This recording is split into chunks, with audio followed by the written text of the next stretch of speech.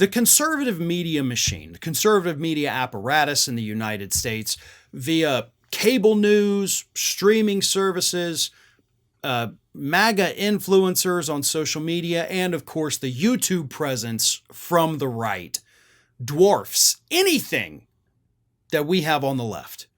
I mean, we cannot compete with the right-wing media apparatus. And the big reason for that, of course, is because those folks are well funded by corporations and think tanks and other organizations.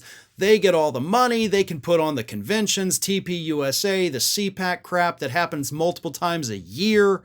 So they really are the most powerful media group in this country, which is why, to me, it's so shocking that none of them, or all of them combined, however you want to say it, have been able to save Donald Trump's failing campaign.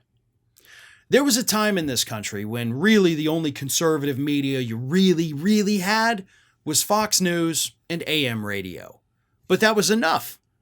That was enough to get a few million Americans out there spouting these right-wing talking points. And then, of course, with YouTube came a new generation of right-wing talking heads, coinciding, of course, with the death of radio. And then the MAGA influencers on Instagram and X and Truth Social, all of that, more powerful than ever.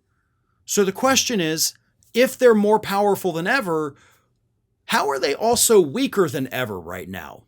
Right? Because that seems odd.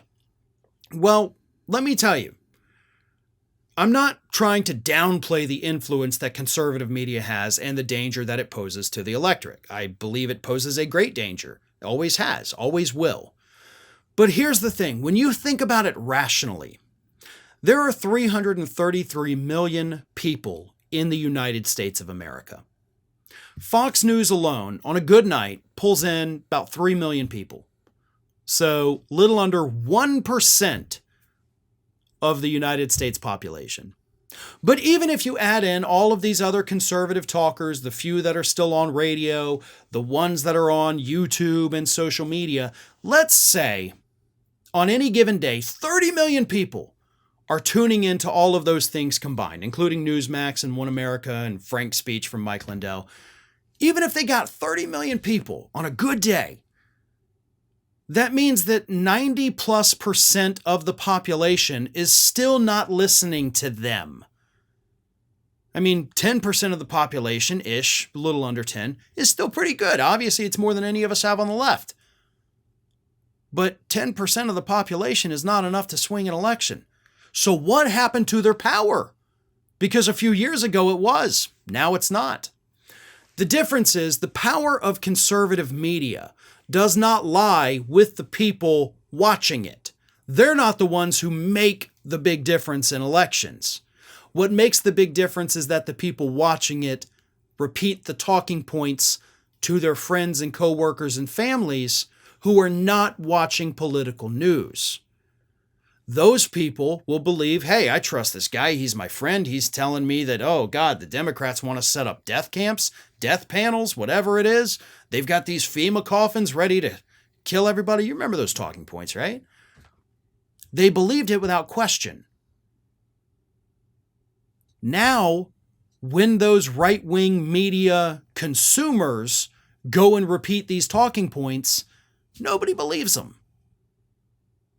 Part of that is because we live in the age of information. It's easy to debunk things. It's easy to get news from all sides and see, oh, wait a minute, these people are kind of nutty. Even for people who aren't regularly consuming political news. They can log into Facebook, hop on Twitter, and they see stupid things, whether they want to see them or not, and they're like, yeah, that seems kind of dumb and outlandish. So conservative media does not have the same kind of influence that it did even 4 or 5 years ago. And that is what is truly remarkable here. And trust me, if they still had that influence, Donald Trump wouldn't be trailing Kamala Harris in every single swing state. He wouldn't be trailing her in the national polls. He wouldn't be struggling with crowd sizes, but he is.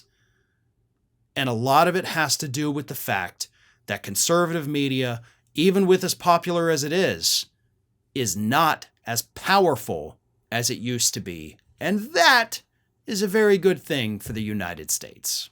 America's Lawyer has launched its own YouTube channel.